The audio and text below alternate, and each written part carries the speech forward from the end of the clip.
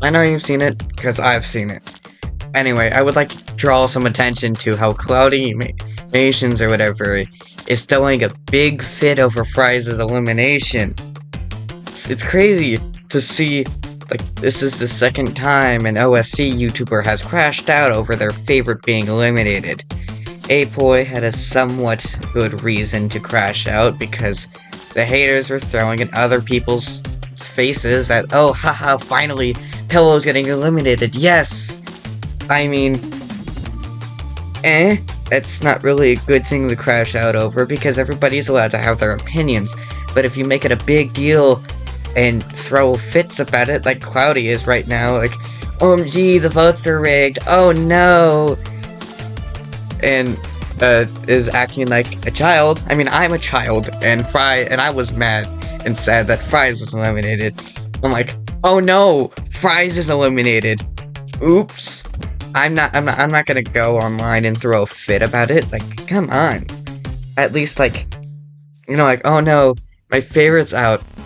Alrighty then, and move on, because there's nothing you can really do about it. Also, the fact that he's saying it's rigged is crazy, because if we see here on the BFDI wiki, the fandom wiki, parts of the goof section for the newest episode, it's the votes this total displayed on the screen, 448,129 does not match the sum of all individual vote counts, 417,715.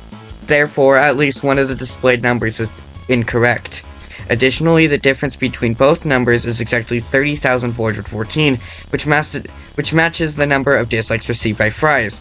Therefore, it is highly likely that Fries' dislikes were accidentally counted twice when calculating the vote total, meaning all individual vote counts would still be correct, and the result of prize and elimination votes would be accurate. So, him saying and throwing fits that Fries is eliminated and that TB should have been eliminated, doesn't happen, because that's obviously not happens with the votes, and Fries' votes were just calculated wrong.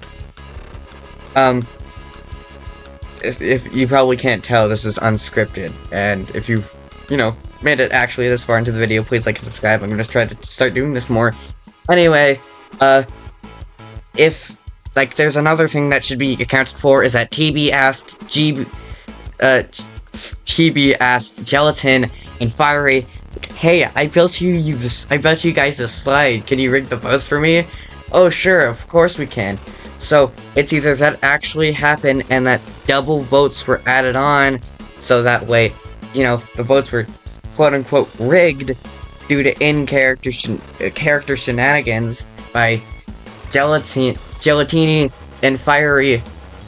Could have actually happened, but if that did happen, we would see in BFDIA 20, which is happening later this May. I would like to say that I think, since the voting for who the next host be would be on the 12th, that's when the voting ends. So, I'd say that it would come out sometime between the last 2 weeks, from the 18th to the 31st or something.